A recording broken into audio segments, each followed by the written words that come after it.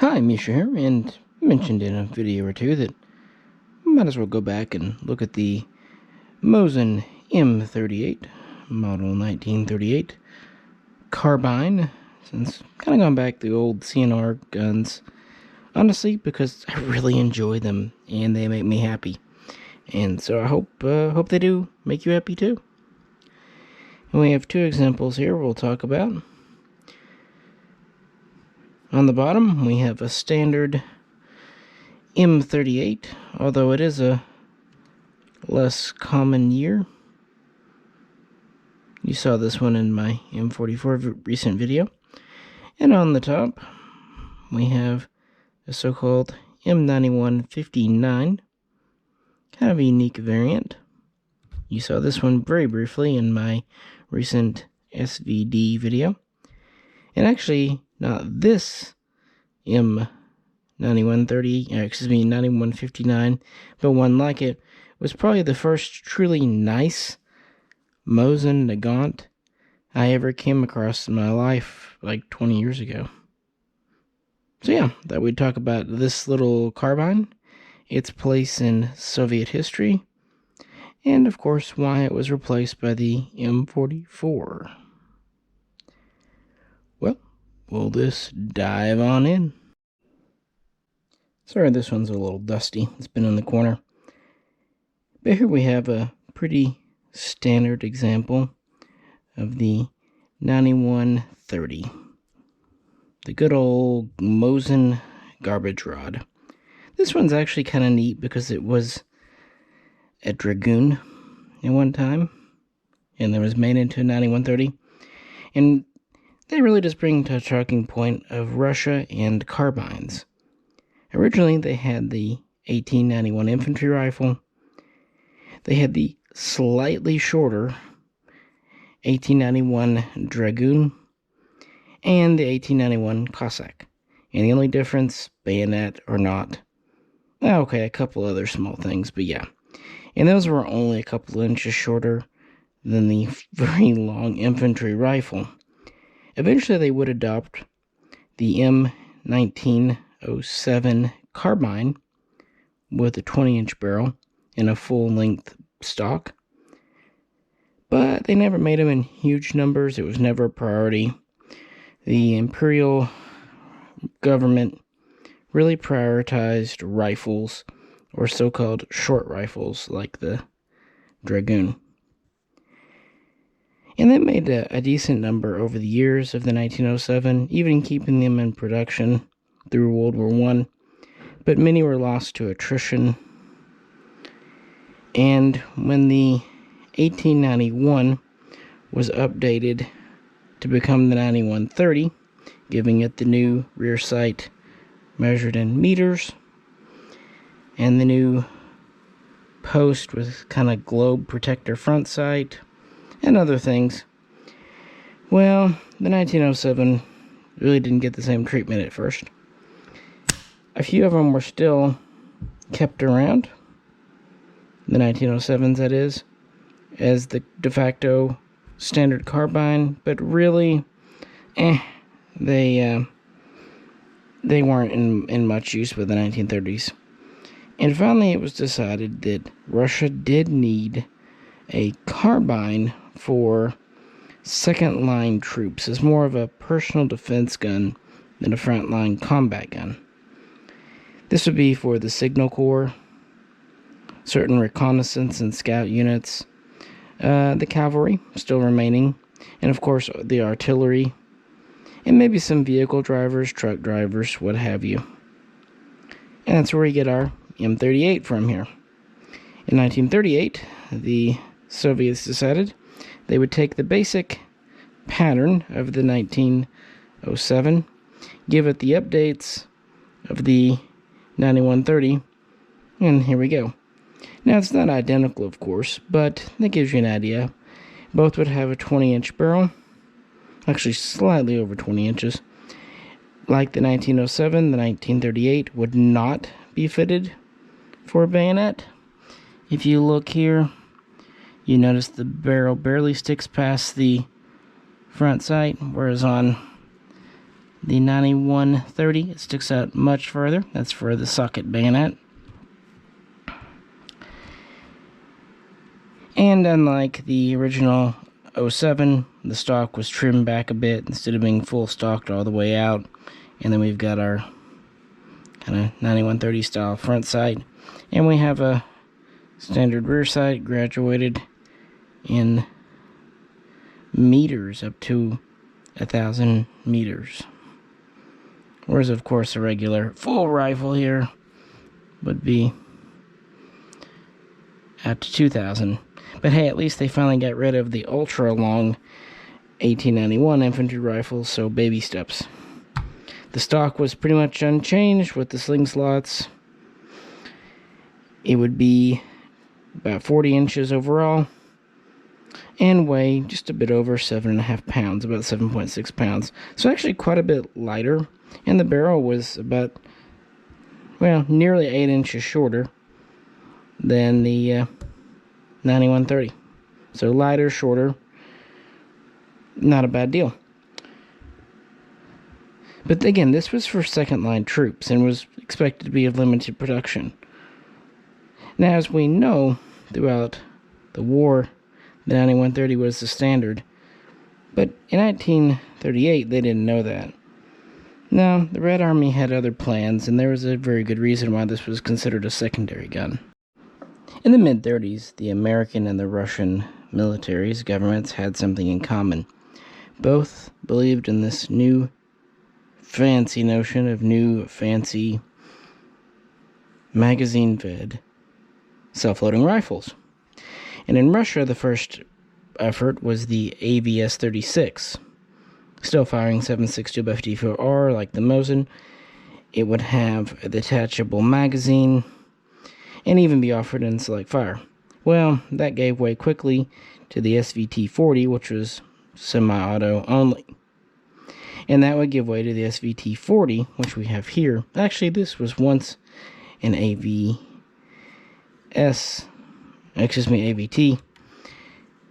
But the idea of having a select fire, not a great idea. So yeah, it was converted back to a SVT. Anyway, I just brought it up to show you.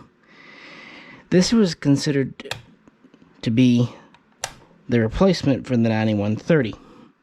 At least the original first, like I said, 36, then 38, then eventually the 40 here, before the whole Tokarev rifle thing was shit canned altogether. That's a story for another video. But for second line troops, they thought, well, bolt action is good enough for people who won't be putting it into combat too frequently. So production was started at Izhevsk in 1939 in pretty low rate, about 35,000 that first year.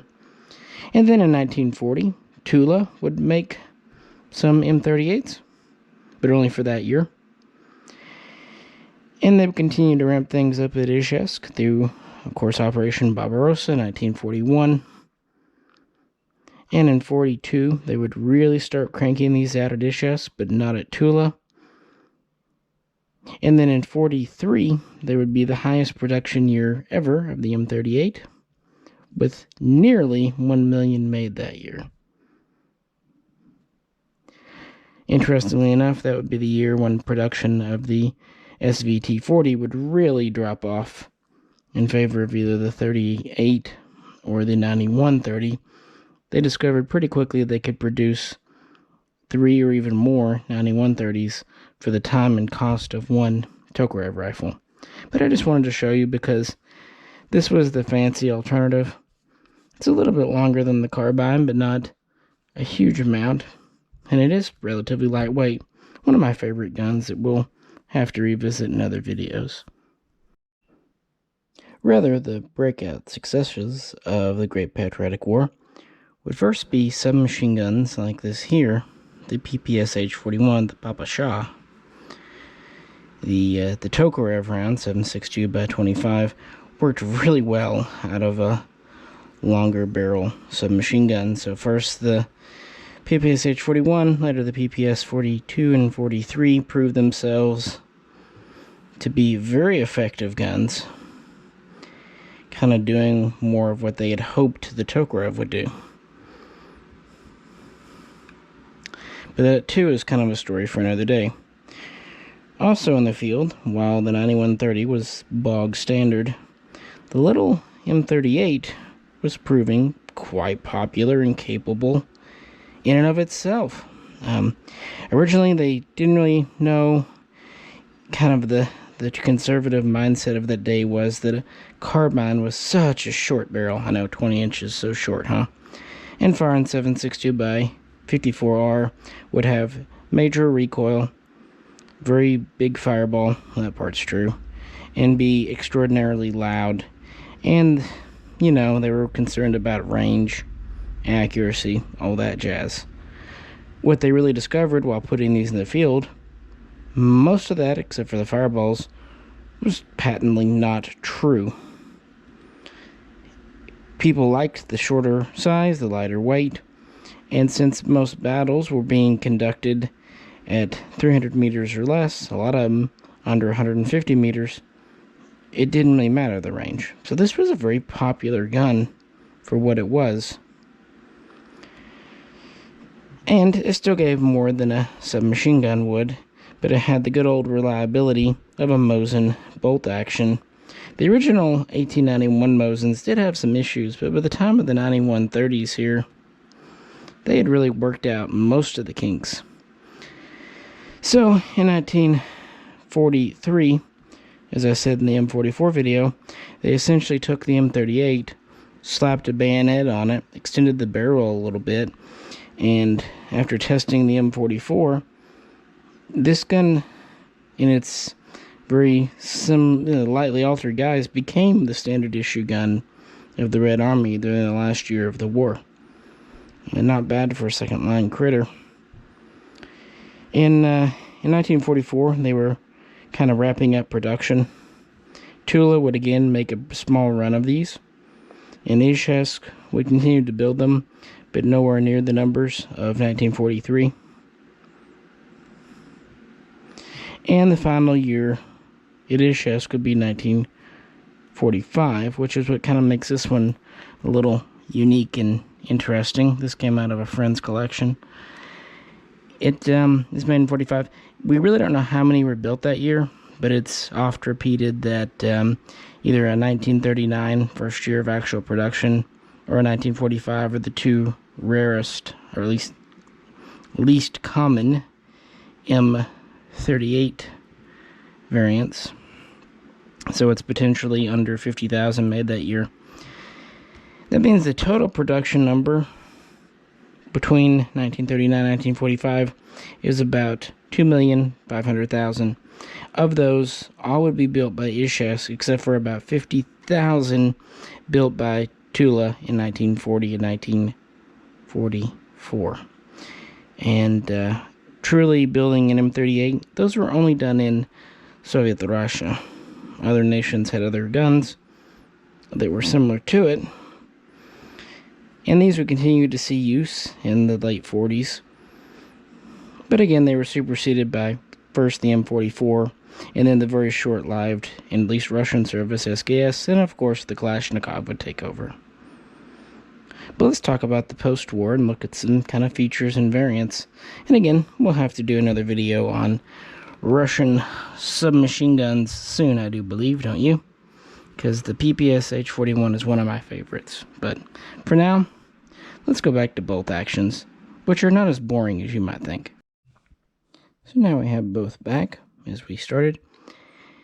For the M38, there aren't a ton of variations.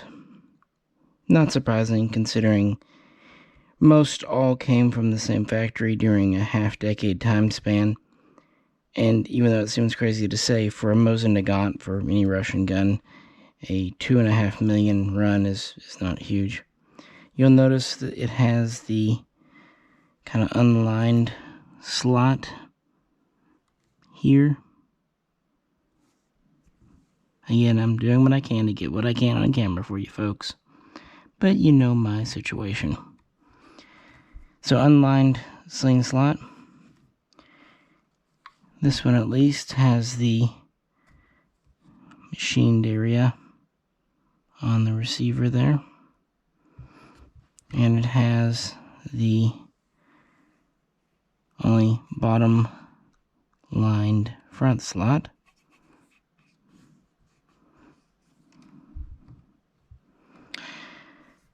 So yeah, not a lot of variation. You can find these that are in laminated stocks, but those do not seem to be original to the guns, with the exception of maybe some extremely late production guns once the M44 is up and running.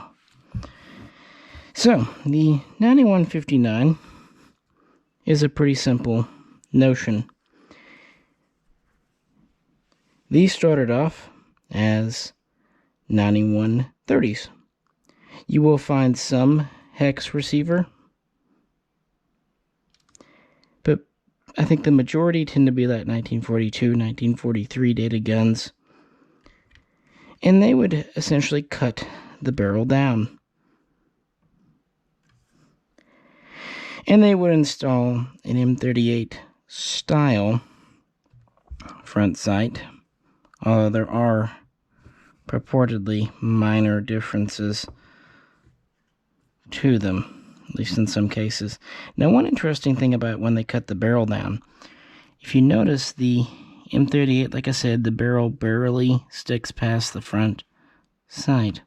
But on the 9159, it sticks out quite a bit further, meaning this seems to have more of an M44 length barrel, so more like 20.5 inches. I did stand these up side by side a minute ago, and yeah, the 9159 is a wee bit taller. Now, you'll notice, hopefully,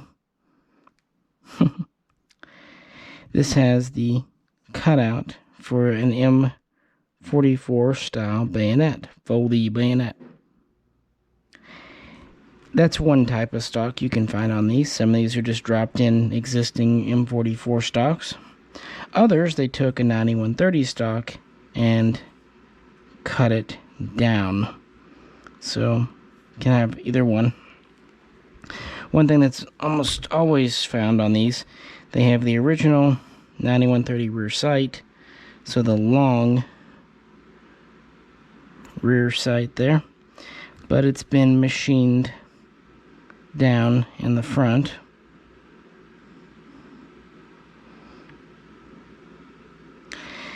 Making it 1,000 meter instead of 2,000 meter sight. But it's still the long leaf versus the short of a M38. So that's a very easy telltale. You know, Italy did something extremely similar with their 9124 TS carbines. Moving back, since these could be built from any myriad of original 9130s, you can find these with hex receivers. You can also find it with a, cutout here or not on the side. And it is a high wall receiver. We'll look at that in just a second. And of course, moving back, it's a typical Mosin-Nagant buttstock with the lined swivel. Let's flip these over and have some final thoughts. Like I was saying, it's a high wall receiver back here without the lightning cut. But yeah, of course, a lot of these depend on, just what the original base rifle was.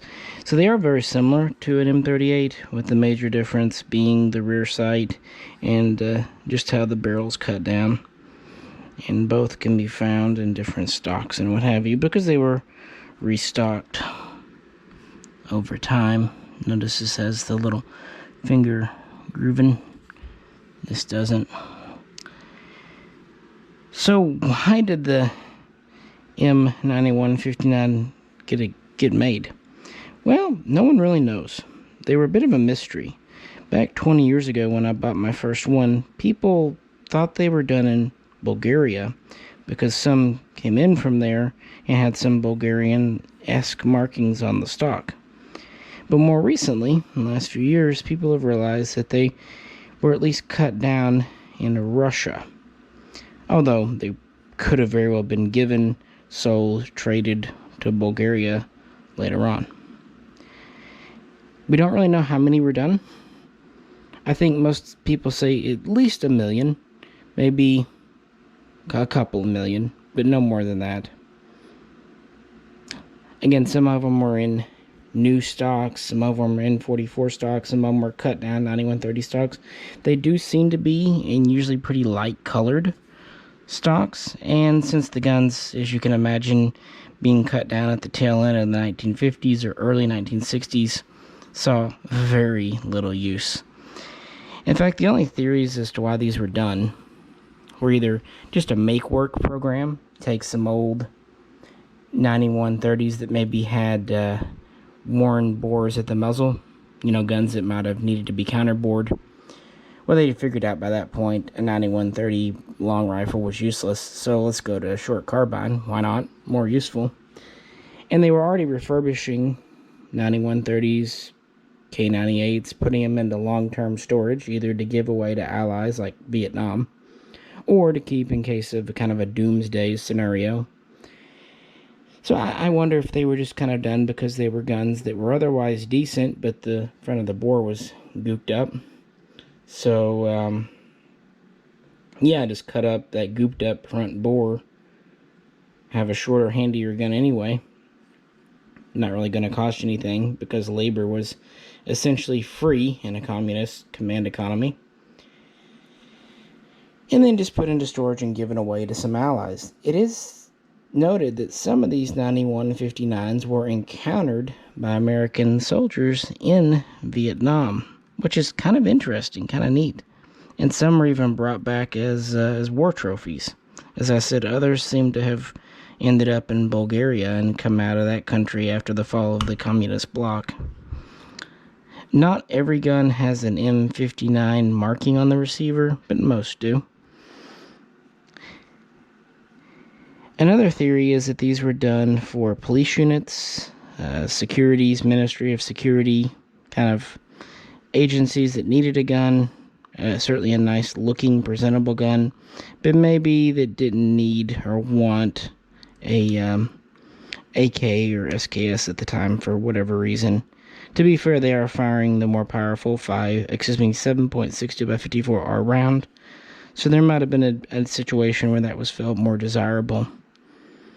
I also have to wonder if these weren't just done for the Russian civilian sporting, hunting, shooting market, because they really don't like bayonets in the hands of civilians over there, and this doesn't have a bayonet, so I don't know. And could it be a combination of all of these things? I mean, they had the guns, they had the labor, so why not? But yeah, these have been coming into the country for quite some time, and they really are great finds. They typically have very nice bores and very smooth actions with very nice triggers. Let's set you down for a minute. Rack the actions on these for whatever it's worth.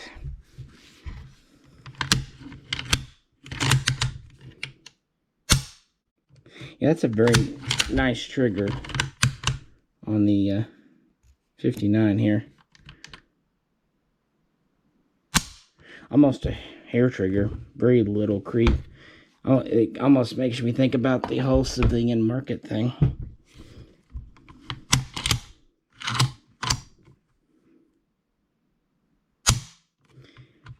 It's nice on this M38,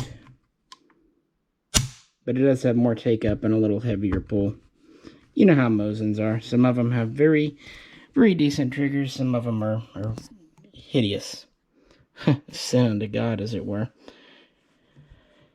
But I really like these carbines. The M44 was mass-produced outside of Russia. But the M38 is really what allowed the M44 to be. If this gun hadn't been so successful, the M44 wouldn't have been. And again, the M38 was only really made in Russia, but other nations like Czechoslovakia did similar guns. The M91 38 was another 91 or 9130 cut down, although most of the Czech guns were cut down from the original 91 infantry rifle. And we did cover the 91-59 in the past, although it's been a while. Excuse me, the 91-38. We cover the 59 as well, too. And a few other nations did some cut-down work, officially or otherwise. But as far as the M38 and the 91-59, yeah, these are exclusively products of Russia and nearly exclusively products of Izhevsk. So yeah, and I really like shooting these. They are quite a bit lighter than the M44, 1.5 pounds, and over 2 pounds lighter than a 91-30.